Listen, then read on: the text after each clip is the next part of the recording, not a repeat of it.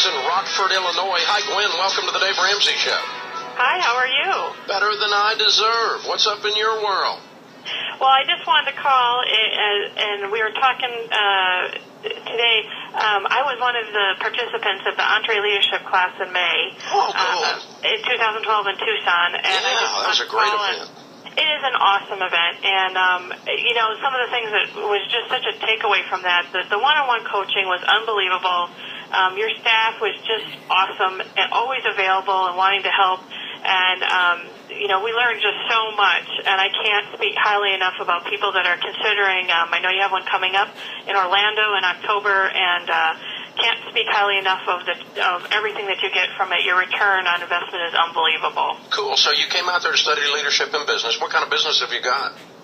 My husband and I have 3 pet care facilities. Oh. And so we're in the pet care business, yeah. Absolutely. I remember talking to you guys. Okay. Yeah. Suddenly the face went with the name. Okay, cool. All right. So what was your biggest takeaway? What'd you go home and change in the way you run your business or what you do as a result of spending a week with us on Entree Leadership? Well, we came back with a lot of stuff. One of the things when we came home is we did the DISC and the profiles, the values test on our 13 key people, which I would consider our salespeople, which was so interesting. The communication in our facilities has increased so much, and it has also taught us how people take in information when we're talking to them about the needs for their pets and when they're going to be staying with us. And I will tell you, we've been in this business for about 15, 17 years, and we took it over from my mother and father-in-law, so it's been a family business. And, 96 to 2000 were really great economic years. But in June and July, which is very, very hard for us to have an increase, we were up 19% in June and up 34% in July, which is like unheard of. I mean, it's... What do you attribute that to? I contributed a lot to Entree Leadership. Just the communication, understanding what our people need. We've put the KRAs in place, which are the key results areas, so our staff knows every day what winning looks like. And just really working on all that and really putting a lot of time and effort into our leadership team, and then they are taking care of the people that we welcome to our door. Absolutely. Your guests, your customers, yeah. Yeah. Very cool. Man, that's incredible. I love hearing those numbers. That's awesome. Proud of you guys. So you actually went home and did this stuff. It wasn't just theory. No, wow. We're doing it. So very cool. Great. Well, congratulations. Well, I'm so proud of you guys. Thank you for calling in and sharing that, okay? You bet. Have a great day. All right. Well, Entree Leadership Master Series is what she's referring to. Oh, my gosh, that's so neat. Our number one New York Times best-selling book last fall was Entree Leadership, and it's how we've grown and how we run our business. It's common sense ways of handling your business. Most people, she was talking about KRAs, most people that run businesses, and certainly that run small businesses, don't have clear, written objectives of what winning looks like for each job. I learned that from Dan Miller. Book 48 Days to the Work You Love to Do, a KRA, a key results area, a job description. So we write out what winning looks like for every job. You do this, you're winning. You don't do this, you're not winning. By definition, you may be a great person, you may be popular, you may be pretty, you may have a lot of degrees, but you're not freaking winning if you don't do this. When you do this, you're winning. When you don't do this, by definition, you are losing. And we're going to talk about that like all the freaking time until we get on the same page about this. So it's very clear, it's very precise, and man, I'll tell you, when you get a building full of 20 or 320 people that know what they're supposed to be doing, and we're in agreement on how we're going to do it, what it's going to look like, how it's going to feel, it changes everything in a business. It's so powerful. So, Entree Leadership is going to be, the next one will be at the Swan and Dolphin Resort in Disney. It's a pretty cool place to have an event. And that's going to be in Orlando in October. Looking forward to it. That one in Tucson was incredible. Tucson's so neat.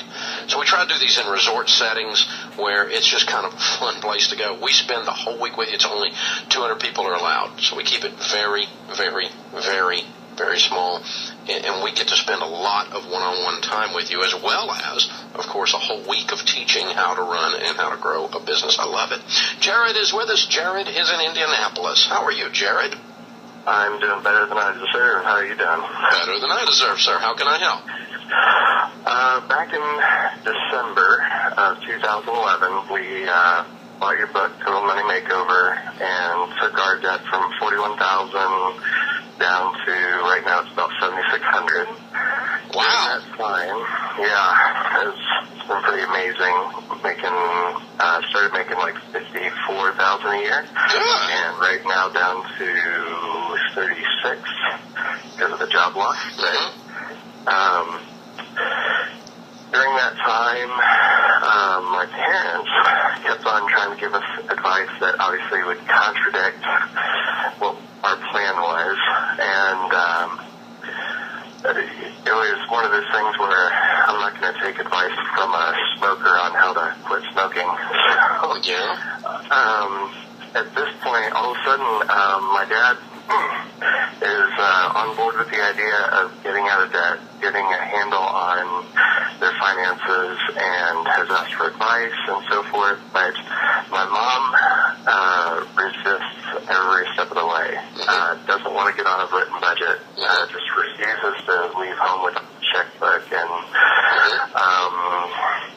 just from what they've told me, they're paying almost $300 a month in bounce check charges and overdraft fees, and they have a balloon mortgage that the balloon's coming due in 1 year, and their only plan of saving their house is to take out a 401k to do it. And so at this point, I'm just trying to encourage my dad, and how do you go about convincing somebody who doesn't want to do something to do it? How did you convince your dad? Honestly, it was one of those things of just showing the monthly difference in, if, for example, the bounce check charges. If you didn't have those $300 in bank bounce check charges, what could you have done with that money?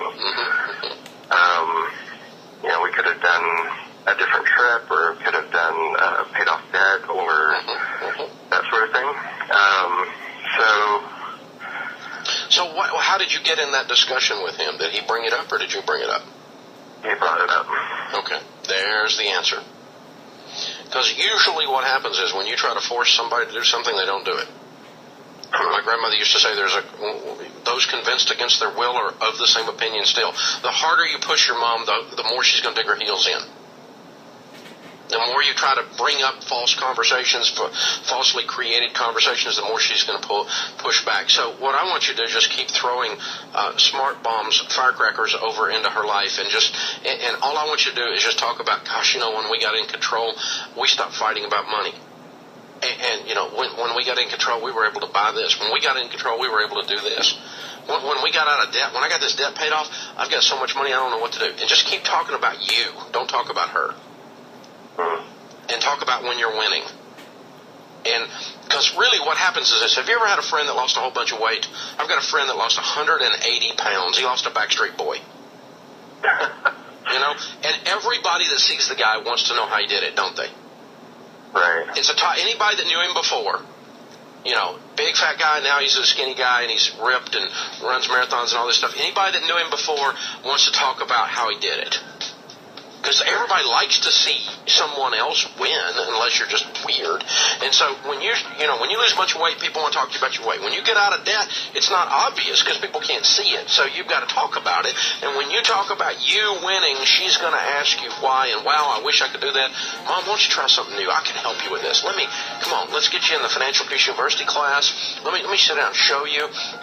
But keep throwing those firecrackers, those hooks over into her life until she bites on one of them. And it's all about you. It's not about how dumb she is or how out of control she is. There's no finger wagging, no glasses down on the tip of your nose looking at her like you've got it all figured out. This is all about you having won, and wow, I want everybody to win.